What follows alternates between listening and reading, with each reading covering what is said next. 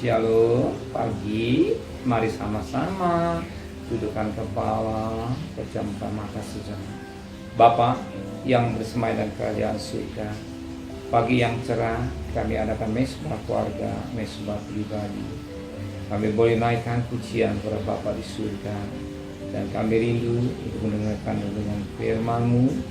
Roh Kudus, sucikan hati dan pikiran kami, dan Kau juga mengurapi kami, sehingga firman-Mu menjadi berkat buat kami, dan kami juga boleh naikkan doa syafaat kepada Tuhan. Haleluya.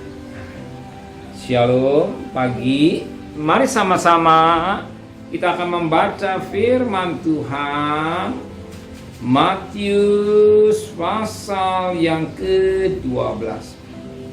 Matius pasal 12 ayat pertama sampai ayat 8. Matius pasal 12 ayat pertama sampai ayat 8. Murid-murid memetik gandum pada hari Sabat. Pada waktu itu pada hari Sabat, Yesus berjalan di ladang gandum. Karena lapar, murid-muridnya memetik buli gandum dan memakan. Mulai itu berkatalah orang-orang Farisi kepada Yesus, "Lihatlah, murid-muridmu berbuat sesuatu yang tidak diperbolehkan pada hari Sabat." Tapi jawab Yesus kepada mereka, "Tidakkah kamu baca apa yang dilakukan Daud ketika ia dan mereka yang mengikutinya lapar? Bagaimana ia masuk ke dalam rumah Allah dan bagaimana mereka makan roti sajian yang tidak boleh dimakan, baik olehnya maupun oleh mereka yang mengikutinya, kecuali oleh imam-imam. Atau tidakkah kamu baca dalam kitab Taurat bahwa pada hari Sabat imam melanggar hukum Sabat itu di dalam bait Allah namun tidak bersalah? Aku berkatamu di sini ada yang lebih baik Allah. Jika memang kamu mengerti maksud firman ini, yang pundak ialah belas kasihan dan bukan persembahan, tentu kamu tidak menghukum orang yang tidak bersalah. Karena anak manusia adalah Tuhan atas hari Sabat." Oh, puji Tuhan, firman Tuhan sangat baik. Firman Tuhan sangat baik buat kita. Di masa saat ini kita akan sebagai murid Tuhan memetik, dan saat ini berada dalam ladang gandum, memetik buli gandum dan memakan. Murid orang yang Yahudi Sabat, hari perhentian, di mana mereka tidak mengadakan aktivitas, tetapi yang sangat menarik pagi dikatakan dalam firman Tuhan pada ayat yang ketiga. Tapi jawab Yesus kepada mereka, "Tidakkah kamu baca apa yang dilakukan Daud ketika ia dan mereka yang mengikutinya lapar? Bagaimana Daud masuk ke dalam rumah Allah dan bagaimana mereka makan roti yang tidak boleh dimakan, baik olehnya maupun oleh mereka yang ikutinya, kecuali oleh imam." Kita tahu dalam ruangan suci ada tempat selain pelikan emas, ada juga meja roti. Di mana meja roti ada tubuh enam roti setiap hari diganti, dan yang boleh makan imam. Tetapi yang sama, roti itu diberikan pada Daud saat Daud lapar, dan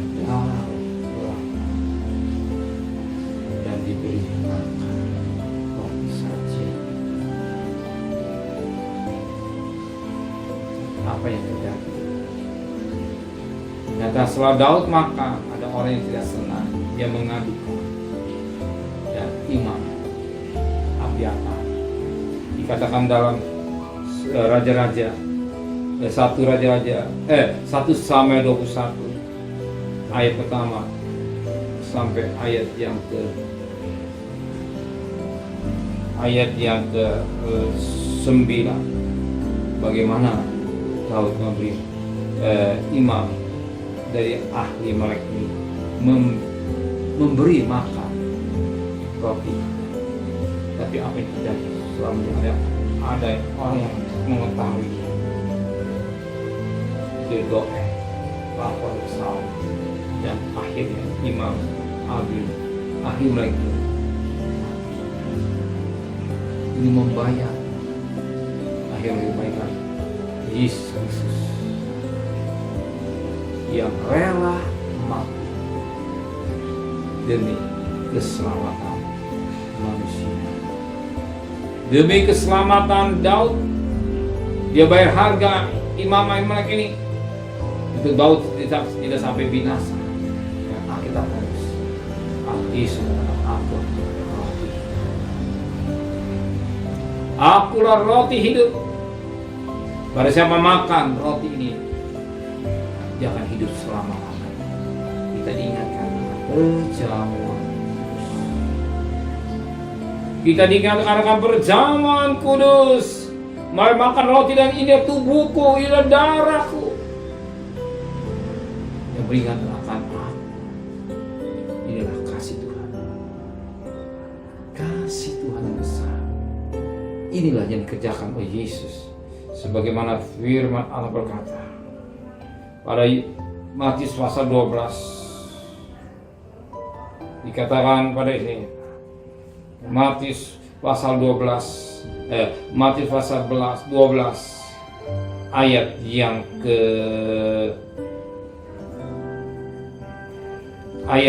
ke-6. Aku berkata, kalau di sini ada yang lebih baik Allah. Jika memang kamu mengerti maksud firman ini, yang ku kehendakilah belas kasihan dan bukan persembahan, untuk kamu tidak menghukum orang-orang yang tidak bersalah. Inilah belas kasihan Yesus. Sebagai imam besar, dia tunjukkan belas kasihan sehingga dia rela mati. Jadi roti yang terpecah-pecah yang disajikan buat kita di waktu Paulus mengingat kasihnya di Kalvari, kasihnya yang besar lewat korbannya. Karena apa? Belas kasihan, supaya jangan satu manusia binasa, tetapi beri hidup yang kekal. Maka kita yang hari ini waktu kita berterima kasih, bukan karena belas kasihan kita hidup, maka dia berikan dirinya atau makan roti supaya kita hidup selama-lamanya. Amin. Terima kasih Tuhan buat firman-Mu. Berikan besok pagi yang sehat, tidak kurang satu apapun. Berkati Bapak Presiden, Wakil Presiden, Menteri, para gubernur, para bupati, para wali kota, para camat, para lurah, para RW, para RT, para medis, para relawan, berikan mereka hikmat yang dari surga, dari semua takut kepada Tuhan. Saudara kekasih, terimalah berkat nikmat dari Allah Bapa, cinta kasih sayang dari Tuhan Yesus Kristus, dan berkat Roh Kudus menyertai saudara mulai hari ini sampai Maranatha Tuhan Yesus datang. Yang cinta Dia katakan amin. Tuhan memberkati.